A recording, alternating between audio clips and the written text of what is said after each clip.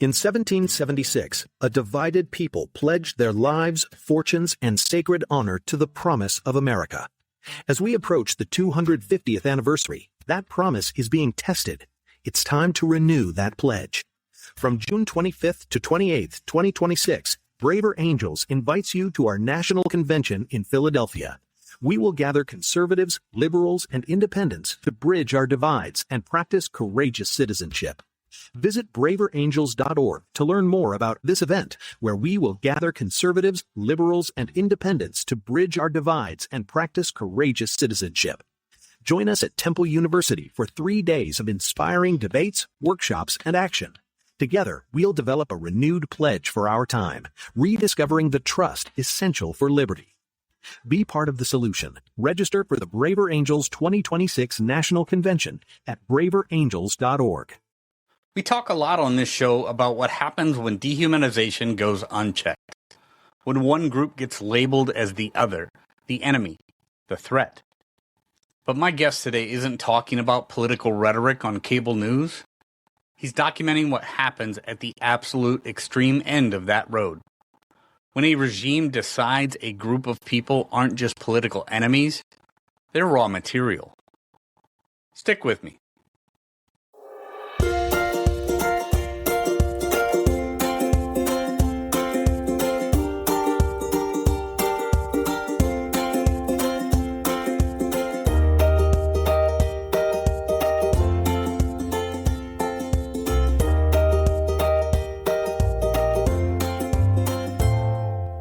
Welcome back, my friends, to the D-Rate the Hate podcast. I'm your host, Wilk Wilkinson, your blue-collar sage, calming outrage and helping to navigate a world divided by fog and those who would spread that fear, outrage, and grievance. The D-Rate the Hate podcast is proudly produced in collaboration with Braver Angels, America's largest grassroots, cross-partisan organization working towards civic renewal. This podcast amplifies the mission that we share to foster a more respectful and united America where civic friendship thrives even when we disagree. Each week, through the power of story, conversation, and connection with incredible guests, we work to build bridges instead of barriers. Not to change minds on the issues, but to change how we see one another when we differ. Because, friends, it really is about bettering the world one attitude at a time. We did not create the hate, but together we can derate the hate. So be sure to subscribe wherever you get your podcasts, share it with a friend, and visit braverangels.org to learn how you can get involved in the movement to bridge the partisan divide. Friends, I am so incredibly grateful that you have joined me for another powerful D-Rate the Hate episode. So let's get to it. Jan Jekielek came to this story the hard way. Before he was a journalist, he was a human rights worker, working with an underground railroad in Southeast Asia, helping Chinese prisoners of conscience make it out through the Golden Triangle to UN refugee status in Thailand. He heard the early rumors about forced organ harvesting back then. He did what most good people do. He struggled to believe it. Over the next 2 decades, he couldn't stop pulling that thread. As a senior editor at the Epoch Times and host of American Thought Leaders, with over 1,300 long-form interviews, he became one of the most informed journalists in the world on the inner workings of the Chinese Communist Party. And what he found wasn't a rumor, it was a system. His new book, Killed to Order, documents the CCP's forced organ harvesting industry, a state-sanctioned practice that has turned prisoners of conscience, Falun Gong practitioners, Uyghurs, and others into what he calls an on-demand donor pool. It's a New York Times bestseller, and it's certainly something that we all need to know about. Let's get into it with my friend, Jan Jekielek. Here we go. Jan Jekielek, welcome to the D-Rate the Hate podcast. It is so good to see you, my friend. So good to be here. Yeah, I'm truly grateful to have you here. We've known each other for a while, and like we were just saying, we've done a lot of texting back and forth over the past several months. But it's good to have you on the show, and get you in front of the DTH listeners. So Jan, the primary reason that you're here today is talk about this book that you've got out, Killed to Order, which I think for anybody that has an opportunity to read it, it's going to be an eye opener. It definitely gave me a different outlook on some things that I think people just aren't aware of, and I want to talk about that. But as we get started, tell me how you ended up at the Epoch Times and started doing this. Where did this awareness come from that this organ harvesting thing was happening in China that led to this book? Because I know it's been a several year or a couple decade journey for you, Jan. So let's start at the beginning there and just bring us up to speed. And absolutely. And so I was a China human rights worker. I could describe it that way. And at one point, I was actually in Thailand working with kind of an underground railroad that was bringing Chinese prisoners of conscience, religious dissidents who had escaped, basically out from China through this treacherous region kind of between China and Thailand called the Golden Triangle. As multiple countries kind of come together there. It's lawless. And then into Thailand, where there was a UN refugee office, and we could get them this really coveted status for people that are persecuted in extreme ways through an interesting quirk of the international legal realities. So anyway, I was involved in that, not doing the actual sort of, underground running and things like that. No, those are different kinds of people doing that part. Now, there were rumors of large-scale forced organ harvesting. I'd heard something about that, but I sort of assumed, and when you hear about this, right, it sounds really extreme. It sounds very almost science fiction-like, right? Mm-hmm. We did know that prisoners had been killed for organs in a scheduled way. Before 1999, when the Chinese Communist Party started persecuting the Falun Gong practitioners on whose backs this whole industry was built, there were hearings that demonstrated that prisoners had been killed for organs before in China. This had happened, okay? But the idea that it could happen at scale wasn't something that I really contemplated. And in fact, one of the challenges dealing with this is that most people don't want to know that something like this is happening. It's like we just sort of pull away. When I first started talking to people about this, and I can lay it out for you kind of how it works in a moment, but and how it's different than, typical black market organ trafficking, which is horrible in itself, right? Right. When I would talk to people about it, people would zone out in the middle of conversation. It was a very common thing, right? I would talk about it, and suddenly when they start grasping what is actually going on, I can see the light go out, right? And I mean, I'm sort of smiling about this a little bit because it's in retrospect, it's when you see it a lot.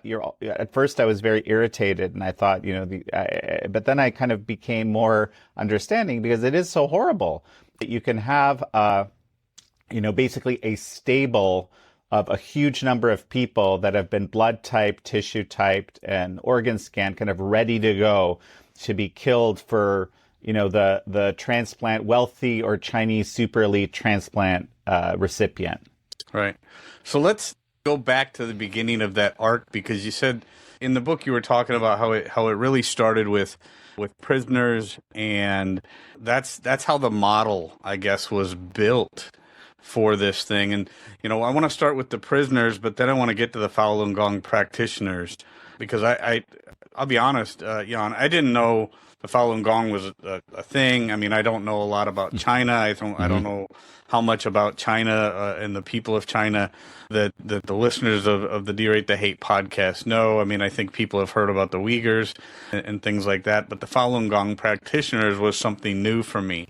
But start with the prisoners and how that model. I think that's horrific enough. I mean, I think most people in the United States can't even fathom the idea of forced organ harvesting, whether it be somebody who's in prison or somebody who's been wrongly imprisoned or whatever. But start with that and how that kind of was the genesis of the model. Stay with us. We'll be right back. In 1776, a divided people pledged their lives, fortunes, and sacred honor to the promise of America. As we approach the 250th anniversary, that promise is being tested. It's time to renew that pledge. From June 25th to 28th, 2026, Braver Angels invites you to our national convention in Philadelphia. We will gather conservatives, liberals, and independents to bridge our divides and practice courageous citizenship. Visit braverangels.org to learn more about this event, where we will gather conservatives, liberals, and independents to bridge our divides and practice courageous citizenship. Join us at Temple University for 3 days of inspiring debates, workshops, and action. Together, we'll develop a renewed pledge for our time, rediscovering the trust essential for liberty. Be part of the solution. Register for the Braver Angels 2026 National Convention at braverangels.org.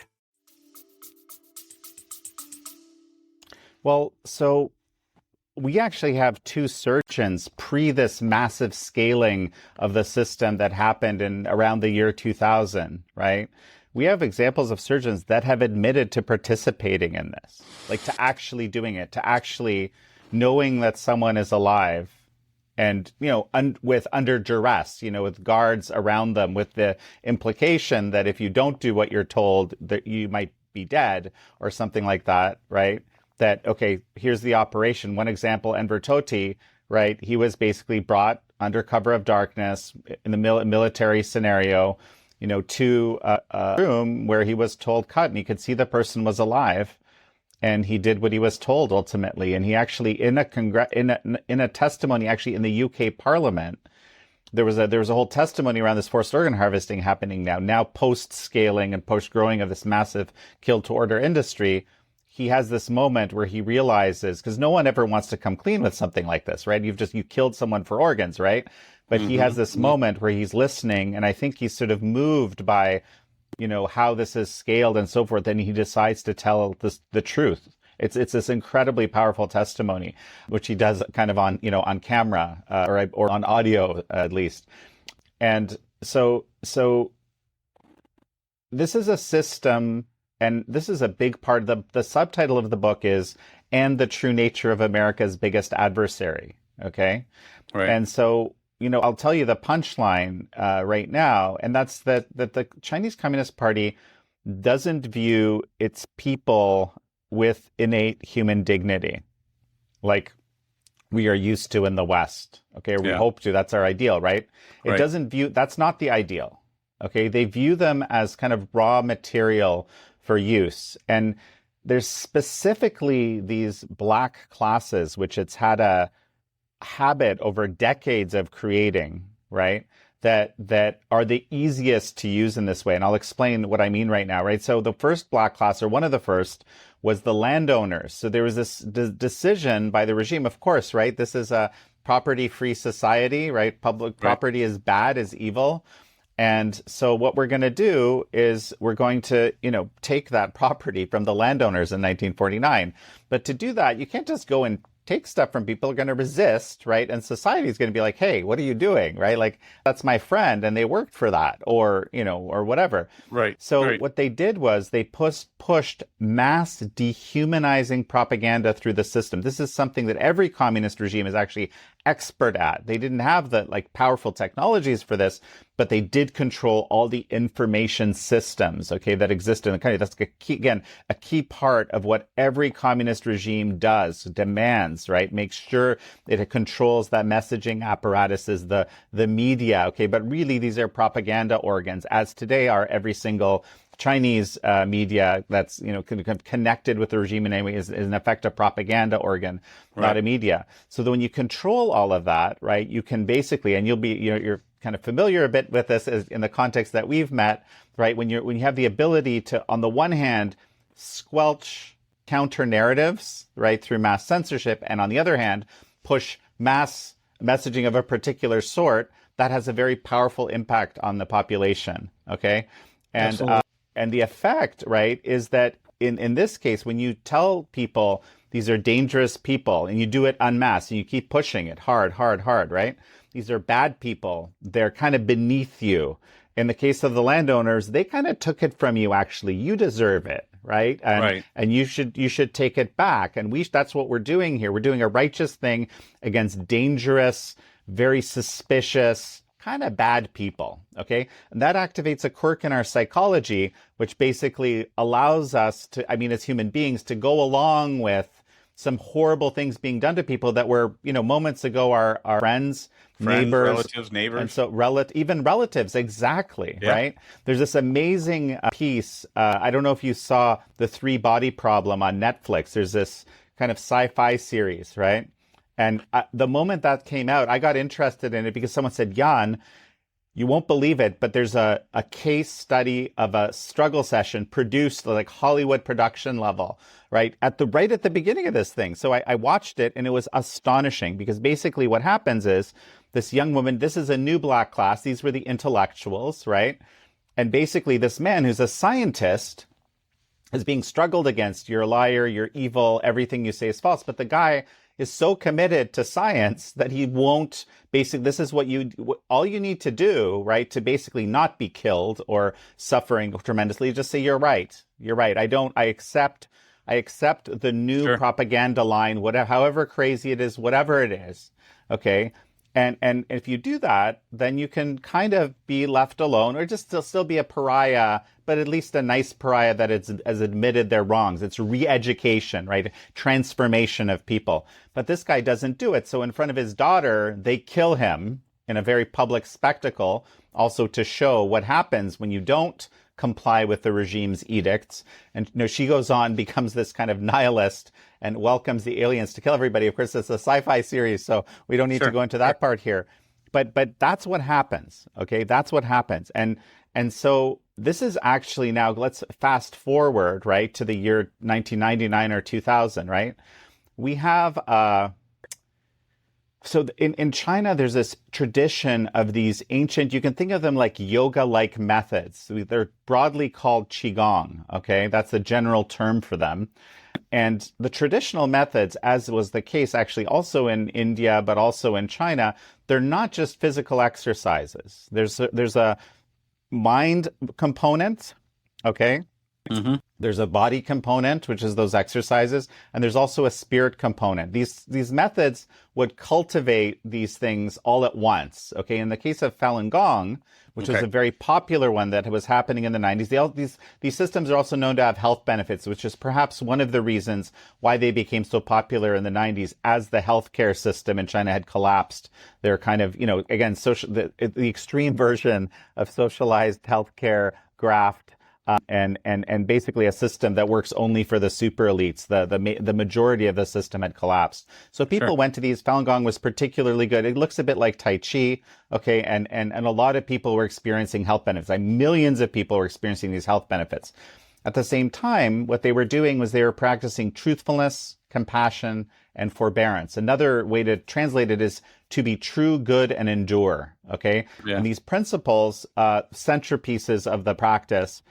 The other part, the thing that's really interesting about Falun Gong, which makes it unusual from, I think, certainly the Chinese Communist Party perspective, but also our perspective in the West, is that it's unstructured in a way that's difficult for people to imagine. Okay. Right. So it basically there's voluminous teachings written by a man named Li Hongzhi. He's the teacher or the master. People don't like that terminology, but he's basically the person who has mastered the system and is kind of the authority on it. Right. But what there isn't is there's no hierarchy, okay? There's no worship. There's no collection of funds. There's no tithing or something like that. Like these things, these things would be considered kind of an anathema, I think, if you're a practitioner. You wouldn't do these things, right? And there isn't even a roster. You don't join anything. What makes you a Falun Gong practitioner is living it. Right. And if you're not living it, doesn't matter how much you say you are, you're not. Right. Yeah. And that's one of the things that I found so fascinating about this. And again, I had never heard of the Falun Gong and I mean, at 50 years on this planet, I'd never heard of it. So I imagine there's a lot of other people out there that hadn't. Yeah. When you started putting it together in the book, Jan, about how this became what the CCP would have considered a threat, it started to make a lot of sense. And like, okay, there's no hierarchical structure, there's no leaders, there's no power dynamic within the organization, which is completely separate from what a communist regime would expect. Not to mention the fact that the truth and the compassion and everything stands completely in contrast. So get into that a little bit more, and then I want to take it to the next level, the dehumanization thing, because here on the D-Rate the Hate podcast, that's obviously a big thing that we talk about, in terms of depolarization and bridge building is what can happen when that propaganda machine turns somebody into the outgroup, the others, the dehumanization, like the Nazis would call the Jews vermin and equate them to the scourge and rats in the sewer and things like that spreading. This is what happens when we dehumanize. So yeah, I'm sorry, keep on going with the Falun Gong, but then I want to take it to that humanization and dehumanization. 100%. And so this actually is both the nature of Falun Gong, as I described. Of course, there's a lot more to Falun Gong than what I just described, right? Sure. But that would be a whole episode or something like this, right? But that and this dehumanized standard, incredibly well-honed dehumanization black class system, which the Chinese Communist Party had created. These things together created the circumstance to get killed to order forced organ harvesting. So let me just as briefly as I can, lay out how this happened, okay? So they make the Falun Gong illegal. They're going to eradicate them, to use that language. They actually use language very similar to 1930s Germany against the Falun Gong, as they have with other groups too. And again, this is a well-honed machine of black classing, okay? Basically making people subhuman, so to speak, right?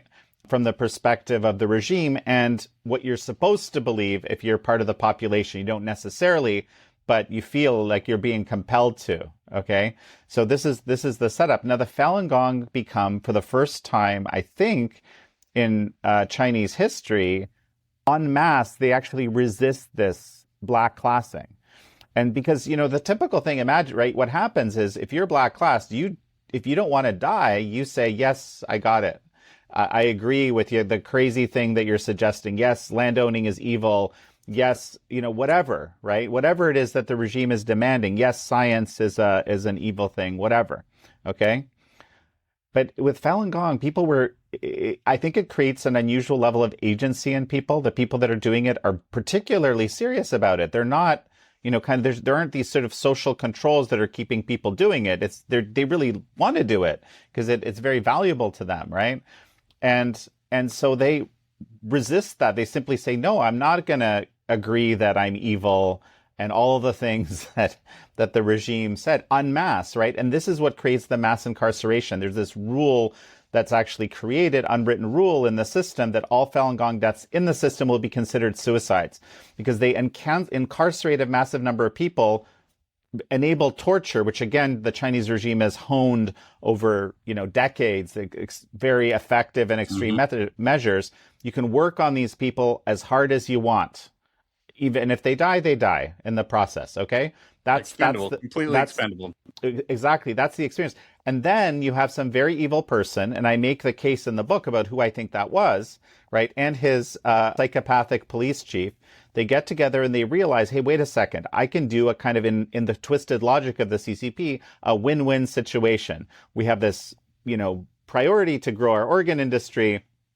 And on the other hand, we need to eradicate the Falun Gong. Hey, we have a win-win. And the moment that in that region, this system is created and they start being able to use these, so-called donors, actually innocent prisoners of conscience, other regions get in on the game because it's quote unquote effective. There's a scholar at Stanford named Chenggang Xu who actually, through his decades of research of totalitarianism in communist China, has actually figured out this kind of unique modification, if you will, of Chinese communism, what he calls regionally administered totalitarianism. Once you get an effective model of implementing the edicts of the regime, the priorities of the regime, others kind of have to comply because otherwise they won't get the graft that they get from it. And two, the regime will be going, hey, these guys are doing well. What's wrong with you? You better get up to speed or you're going to lose power, right? So you get this situation, and that's how you get, you go from what we have in an ethical transplant situation, which I'm not sure China has ever had, right? In fact, I'm pretty sure it never had any semblance of an ethical transplantation situation, because it even started with individual prisoners, right? But so in an ethical situation, you have someone needs to have a catastrophic accident. Okay. Let's say I need a new heart. Okay. There has to be a car accident or a motorcycle accident. And then on top of that, someone, an ethics team has to look at that person and say, hey, is this person coming back or not? Right? If they're coming back, obviously you don't want to transplant, right? There's actually been 2 systems in America that were decertified last year because they got too soft on that question. Those ethics teams were deciding people were dead too quickly, too easily, right? So that's a very serious question. And then our bodies reject foreign objects, including organs. So you actually have to match for blood and tissue type, and there's these anti-rejection drugs. The size also needs to match. My point here is you have this huge pool of people who need the organs, prospective recipients, and you have one unique combination of person. That's the catastrophic accident. And then you have scramble. There's an algorithm these days that helps figure this out, and you scramble to get the right person close to that so you can do the transplant. Okay? Yeah. In China, it works the exact opposite way. Okay, what they did with the Falun Gong is they started blood typing and tissue typing and organ scanning them in this mass incarceration system. And then they created a database. Okay. So now if I'm this wealthy transplant tourist, I've got my 100 or 200 grand, I pay the money, the transaction goes through, and there's a database with hundreds of thousands of people, and you can find that perfect match. So you have a single recipient and a mass of donors, one of which is going to be the perfect match. And that's how you get a 2-week transplantation wait time, right? Because basically the moment that transaction is made, that person can be shipped and killed to order. And that's why my book is called Kill to Order. By the way, that's at killtoorder.com. A little bit of shameless promotion here if someone does want to read about this whole picture further. Yeah. And I want to make something really clear here, Jan, that this is not this episode for my listeners. I want them to know this is not one of those things where I'm not having you here to scare people, because to me, this is one of the most horrific things that can happen to a person, to a people. The idea that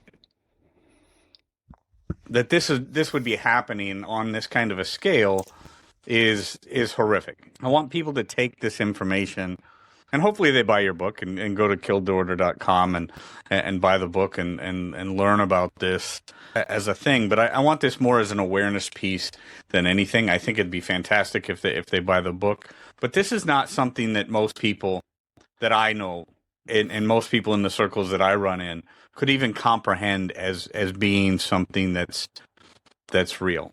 Like I said, I think, as we were growing up, there was a lot of us that couldn't even imagine the horror that during World War II, when the Nazis were found out as having exterminated 6 million Jews and things like that. That was a revelation that a lot of people could not get their mind around. But the root cause of this comes down to, in my mind, what kind of scale of evil does it take, and how much dehumanization does it take to do something like this? And I think most people want to believe that most human beings are good, and that they would not ever partake in something like this. And I think we need to be incredibly grateful that there have. I know you talk about one whistleblower in there, which a horrific story that he was able to sneak away when there was some prison guards had him had not had him detained well enough, and come to find out a number of years later, because of a scar, and so he's missing some organs, or missing some parts of some organs, and then the doctors that have come forward, and I know that there was a gentleman in Israel, I believe, right, and then a woman in the United States who whose story that you tell as well. And so when people think about this and they look at this, there's going to be a certain amount of people, and I'm sure you've run into them, Jan, that say, no, this can't be real. There's just no way that this is an actual thing.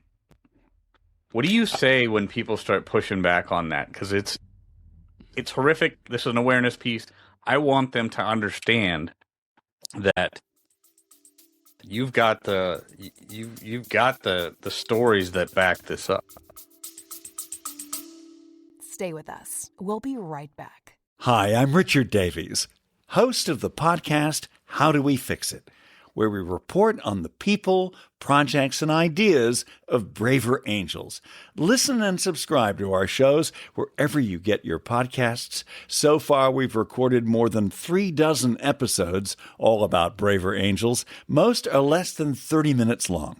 Again, our podcast is How Do We Fix It? And our website is howdowefixit.me. Well, let me mention one specific piece of evidence which I find particularly compelling. The evidence around this, just to be clear, is voluminous. I like using that word because it really, as David Matus, one of the hero researchers of this whole thing, describes it, the problem isn't too little evidence, it's too much evidence. And there's a whole China tribunal that was held in 2020. It ended in 2020 over the course of about a year and a half, run by Sir Jeffrey Nice, who had actually prosecuted Slobodan Milosevic back in the day. He convened this international tribunal in London of experts, and they basically looked through the entire body of evidence that exists. It runs from like phone calls to Chinese hospitals where people would call in and say, hey, can I get organs in 2 weeks? Yes, absolutely. Falun Gong organs? Yes, absolutely. Stuff like that. I mean, just as a starting point, right? That's just one little bit, right?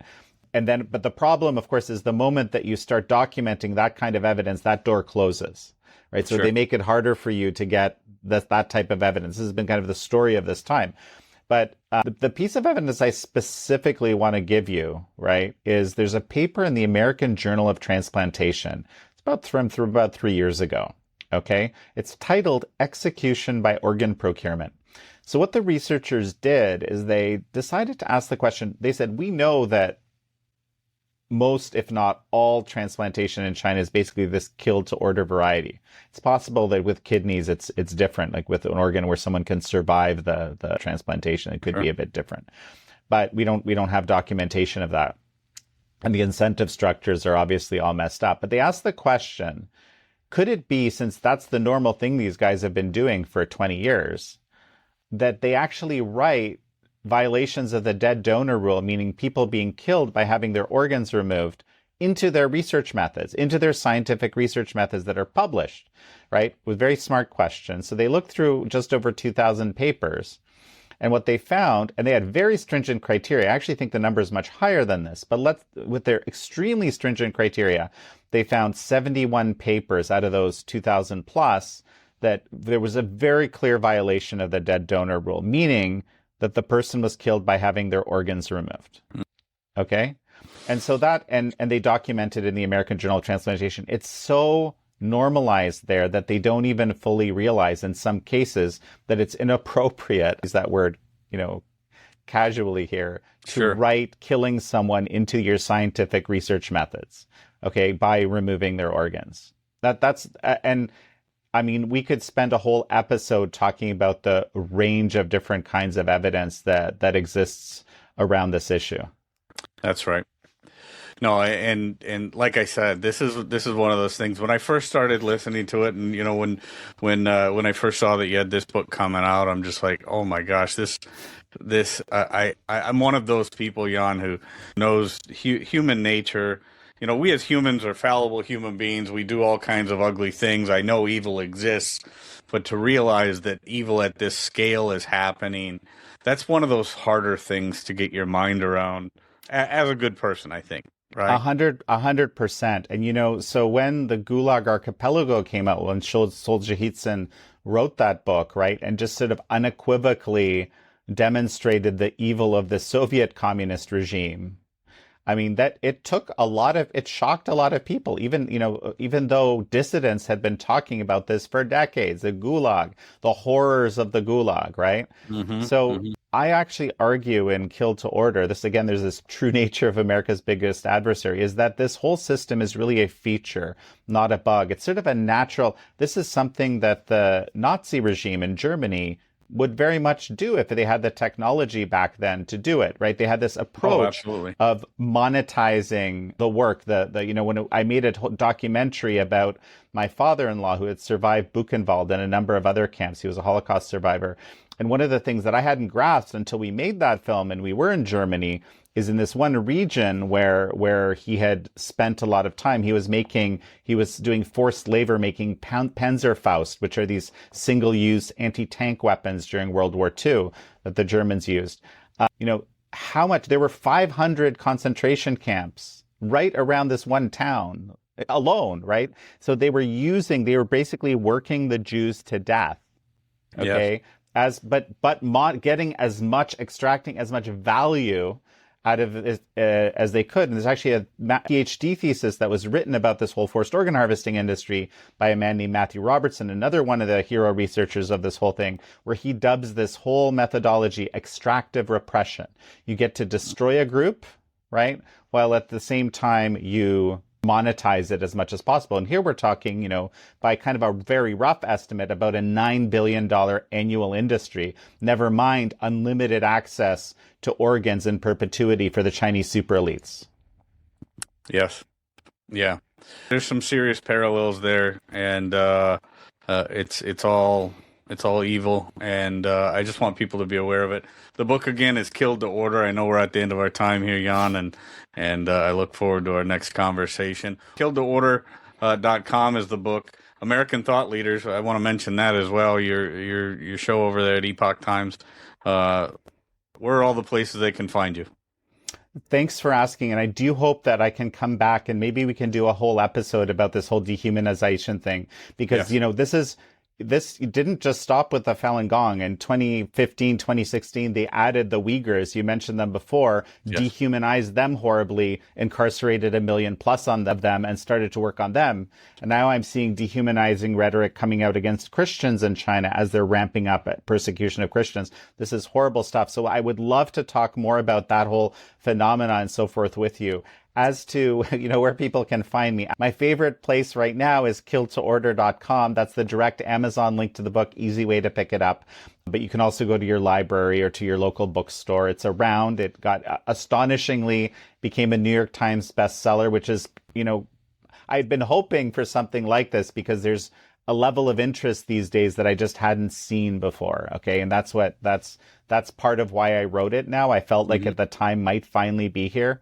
You can also thank you for mentioning American Thought Leaders. I have covered this issue on American Thought Leaders. I've done over 1,300 shows right now for that long form. That's, if you look up Jan Jekielek or American Thought Leaders straight.